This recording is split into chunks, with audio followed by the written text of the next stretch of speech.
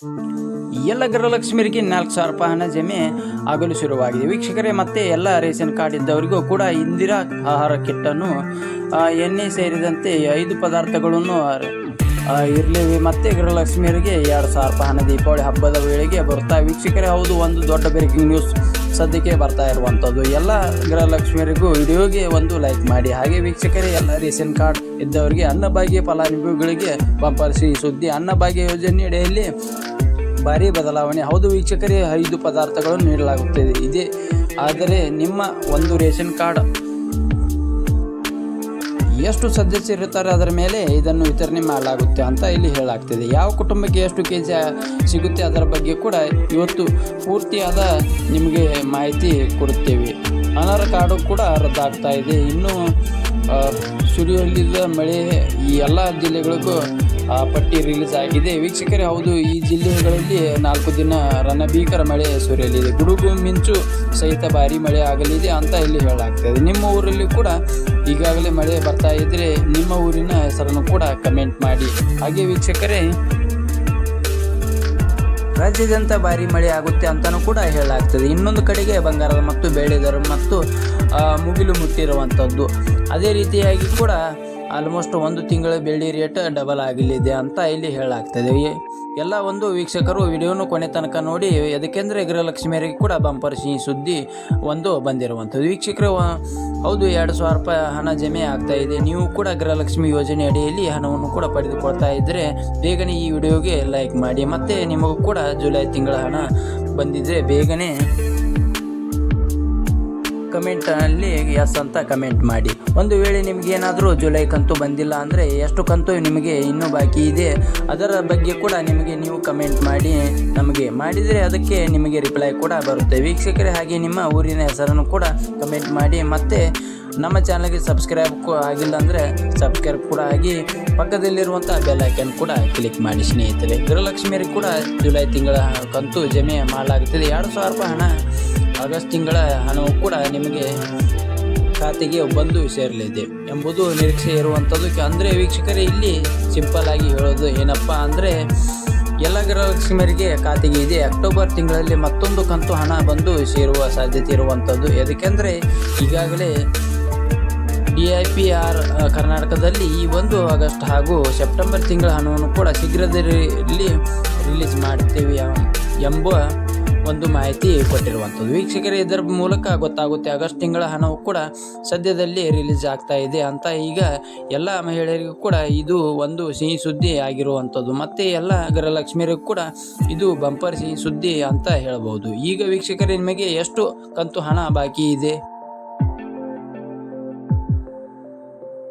ಅದು ನೀವು ನಮಗೆ ಕಮೆಂಟಲ್ಲಿ ತಿಳಿಸಿ. ಈಗಾಗಲೇ ಕರ್ನಾಟಕ ರಾಜ್ಯಾದ್ಯಂತ ಎಲ್ಲ ಪಂಚಾಯತಿಗೂ ಹಾಗೂ ತಾಲೂಕ್ ಪಂಚಾಯತಿ ಮೂಲಕ ಡೆಬಿಟ್ ಮೂಲಕ ನೇರವಾಗಿ ಹಣವನ್ನು ಟ್ರಾನ್ಸ್ಫರ್ ಮಾಡಲಾಗುತ್ತೆ. ಇದೇ ಇನ್ನೊಂದು ಕಡೆಗೆ ಎಲ್ಲ ಗೃಹಲಕ್ಷ್ಮಿಯರಿಗೆ ಸಹಕಾರ ಸಂಘವು ಕೂಡ ಸ್ಥಾಪನೆ ಆಗ್ತಾ ಇದೆ.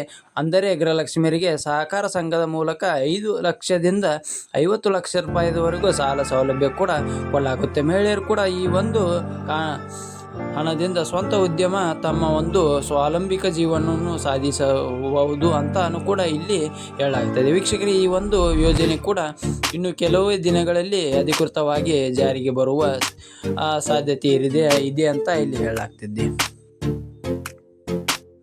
ನೀವು ಕೂಡ ಗೃಹಲಕ್ಷ್ಮಿ ಯೋಜನೆ ಫಲಾನುಭವಿಯಾಗಿದ್ದರೆ ಈಗಾಗಲೇ ನಿಮಗೆ ಜುಲೈ ತಿಂಗಳ ಕಂತು ಹಣ ಬಂದಿದ್ದರೆ ಆಗಸ್ಟ್ ತಿಂಗಳ ಕಂತಿನ ಹಣವು ಕೂಡ ದೀಪಾವಳಿ ಹಬ್ಬದ ನಂತರ ಬಿಡುಗಡೆ ಆಗುವ ನಿರೀಕ್ಷೆ ಇದೆ. ವೀಕ್ಷಕರೇ, ಮತ್ತೆ ಅಕ್ಟೋಬರ್ ಅಥವಾ ನವೆಂಬರ್ ಮೊದಲು ವಾರದಲ್ಲಿ ನಿಮಗೆ ಆಗಸ್ಟ್ ತಿಂಗಳ ಕಂತಿನ ಹಣವು ಕೂಡ ಜಮೆ ಆಗಲಿದೆ. 2,000 ರೂಪಾಯಿ ಒಟ್ಟು 4,000 ರೂಪಾಯಿ ಹಣವು ಕೂಡ ಈಗಾಗಲೇ ನಿಮ್ಮ ಖಾತೆಗೆ ಬರಲಿದೆ ಅಂತಾನು ಕೂಡ ಇಲ್ಲಿ ಹೇಳಬಹುದು. ವೀಕ್ಷಕರೇ, ಇದು ಒಂದು ಇಂಪಾರ್ಟೆಂಟ್ ಅಪ್ಡೇಟ್. ಎಲ್ಲ ಗೃಹಲಕ್ಷ್ಮಿಯರಿಗೂ ಕೂಡ ಮತ್ತೆ ಇಂಥವರಿಗೂ ಹಣ ಬರಲ್ಲ ಅಂತಲೂ ಕೂಡ ಹೇಳಲಾಗ್ತದೆ. ಈಗಾಗಲೇ ಕರ್ನಾಟಕದಲ್ಲಿ 12 ಲಕ್ಷ ರೇಷನ್ ಕಾರ್ಡ್ಗಳನ್ನು BPL ಕಾರ್ಡ್ಗಳನ್ನು APL ಕಾರ್ಡು ಕನ್ವರ್ಟ್ ಆಗಿದೆ. ಇದರಲ್ಲಿ GST ಅಕೌಂಟ್ ಇದ್ದ ಹಾಗೂ ಗೃಹಲಕ್ಷ್ಮಿಯರ ಯಜಮಾನರು GST ಅಕೌಂಟ್ ಇದ್ದು ಇನ್ನು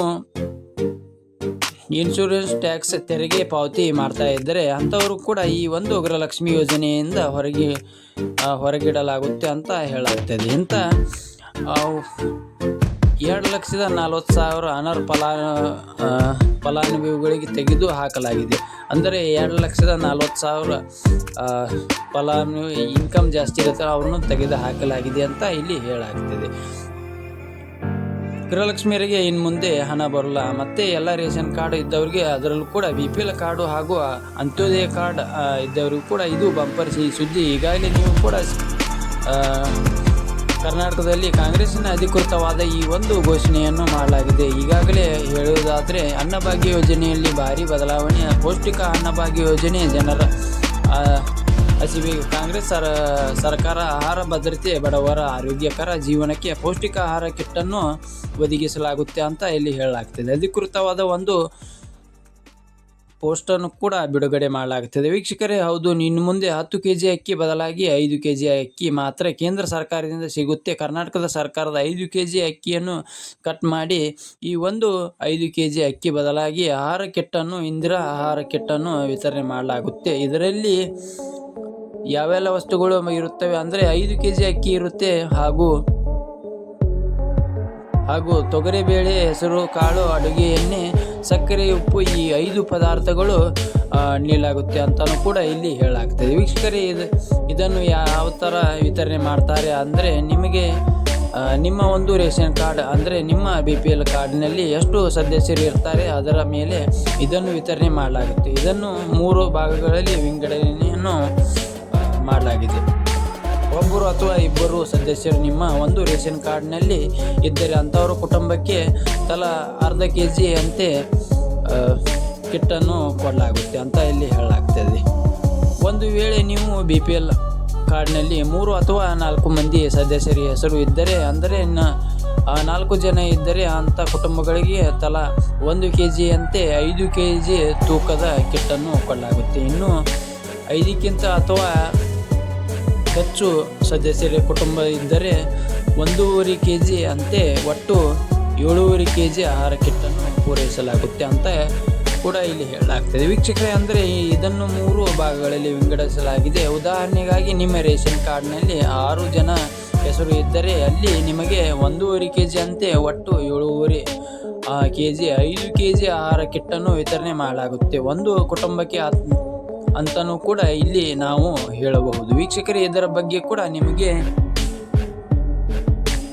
ಮತ್ತಷ್ಟು ಅಪ್ಡೇಟ್ ಬೇಕಂದರೆ ನೀವು ಅನ್ನಭಾಗ್ಯ ಅಂತ ನಮಗೆ ಕಮೆಂಟ್ ಮಾಡಿದರೆ ಇದರ ಬಗ್ಗೆ ಕೂಡ ನಿಮಗೆ ಸಂಪೂರ್ಣವಾದ ಅಪ್ಡೇಟ್ ಕೂಡ ಲೈವ್ ಆಗಿ ನಿಮಗೆ ಮತ್ತೊಂದು ವಿಡಿಯೋದಲ್ಲಿ ಕೂಡ ಮಾಡಿ ಇದರ ಬಗ್ಗೆ ಮಾಹಿತಿ ಕೊಡ್ತೀವಿ. ವೀಕ್ಷಕರೇ, ಇನ್ನು ಮುಂದೆ 10 kg ಅಕ್ಕಿ ನಿಮಗೆ ಸಿಗೋದಿಲ್ಲ, 5 kg ಮಾತ್ರ ಸಿಗುತ್ತೆ. 5 kg ಅಕ್ಕಿ ಬದಲಾಗಿ ಇಂದಿರಾ ಆಹಾರ ಕಿಟ್ಟನ್ನು ವಿತರಣೆ ಮಾಡಲಾಗುತ್ತೆ ಅಂತ ಇಲ್ಲಿ ಹೇಳಲಾಗ್ತದೆ. ಇದರ ಬಗ್ಗೆ ಕೂಡ ನಿಮ್ಮ ಅನಿಸಿಕೆ ಏನು ಎಂಬುದು ಕಮೆಂಟ್ ಮಾಡಿ. ಹಾಗೂ ಎಲ್ಲ ಅನರ್ಹ ಫಲಾನುಭವಿಗಳಿಗೆ ತೆಗೆದು ಹಾಕಲಾಗುತ್ತೆ. ಇದೆ ಅಂದರೆ ವೀಕ್ಷಕರೇ,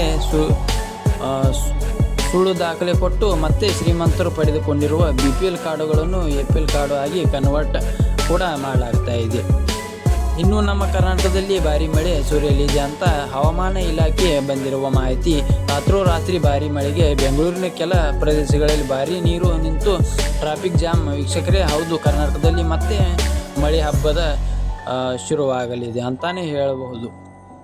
ಯಾಕೆಂದರೆ 10 ಜಿಲ್ಲೆಗಳಲ್ಲಿ ಮತ್ತೆ ಯೆಲ್ಲೋ ಅಲರ್ಟ್ ಕೂಡ ಅನ್ನು ನೀಡಲಾಗಿದೆ. ಬೆಂಗಳೂರಿನಲ್ಲಿ ರಾತ್ರಿ ಇಡೀ ಗುಡುಗು ಸಹಿತ ಮಳೆ ಆಗಲಿದೆ ಅಂತ ಇಲ್ಲಿ ಹೇಳಲಾಗ್ತದೆ. ವೀಕ್ಷಕರೇ, ಅಂದರೆ ಇನ್ನು 14 ತಾರೀಕಿನವರೆಗೂ ಕೂಡ ಯೆಲ್ಲೋ ಅಲರ್ಟನ್ನು ಕೂಡ ಹೇಳಲಾಗ್ತದೆ. ಬೆಂಗಳೂರು ಇನ್ನೂ 4 ದಿನಗಳಲ್ಲಿ ಯೆಲ್ಲೋ ಅಲರ್ಟ್ ಇರಲಿದೆ. 14ನೇ ತಾರೀಕಿನವರೆಗೂ ಯೆಲ್ಲೋ ಅಲರ್ಟ್ ಇರಲಿದೆ ಅಂತ ಇಲ್ಲಿ ಹೇಳಲಾಗ್ತದೆ. ಇನ್ನು ವೀಕ್ಷಕರೇ, ಇಲ್ಲಿ 10 ಜಿಲ್ಲೆಗಳು ಯೆಲ್ಲೋ ಅಲರ್ಟ್ ಕೂಡ ಹೆಸರನ್ನು ಹೇಳೋಕ್ಕಿಂತ ಮುಂಚೆ ನಿಮ್ಮ ಊರಲ್ಲೂ ಕೂಡ ಮಳೆ ಬರ್ತಾ ಇದ್ದರೆ ಬೇಗನೆ ನಮಗೆ ನಿಮ್ಮ ಊರಿನ ಹೆಸರನ್ನು ಕೂಡ ನಮಗೆ ಕಮೆಂಟ್ ಮಾಡಿ.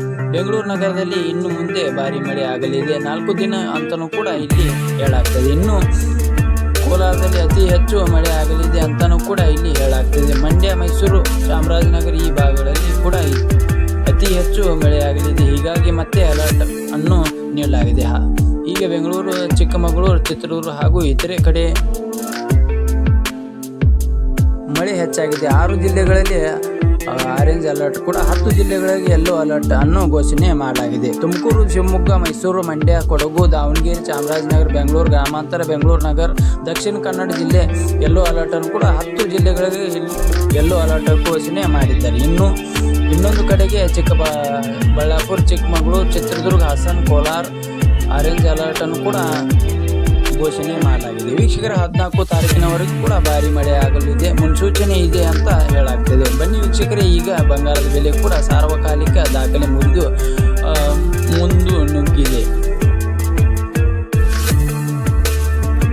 ದರವು ಕೂಡ 1,70,000 ಗಡಿ ದಾಟಿದ್ದು ಬೆಳ್ಳಿ ದರವು ಕೂಡ ಭಾರಿ ಒಂದು ಬೆಲೆ ಏರಿಕೆ ಆಗಿದೆ. ವೀಕ್ಷಕರೇ, ಅಂದರೆ ಇಲ್ಲಿ ಮುಖ್ಯವಾಗಿ ಬೆಳ್ಳಿ ದರವು ಕೂಡ ಆಲ್ಮೋಸ್ಟ್ ಡಬಲ್ ಆಗ್ತಾ ಇದೆ ಅಂತಾನೂ ಕೂಡ ಇಲ್ಲಿ ಹೇಳಬಹುದು. ಒಂದೇ ದಿನದಲ್ಲಿ ಮತ್ತೆ 3,000 ರೂಪಾಯಿ ಬೆಲೆ ಏರಿಕೆ. ಮೊನ್ನೆ 7,000 ರೂಪಾಯಿ ಮತ್ತೆ 3,000 ರೂಪಾಯಿ ಬೆಳ್ಳಿ ದರವು 1 kgಯಲ್ಲಿ ಏರಿಕೆ ಆಗಿದೆ. ಈಗ 1 kg ಬೆಳ್ಳಿ ದರ ಬರೋಬ್ಬರಿ 1,77,000 ರೂಪಾಯಿ ಬಂದು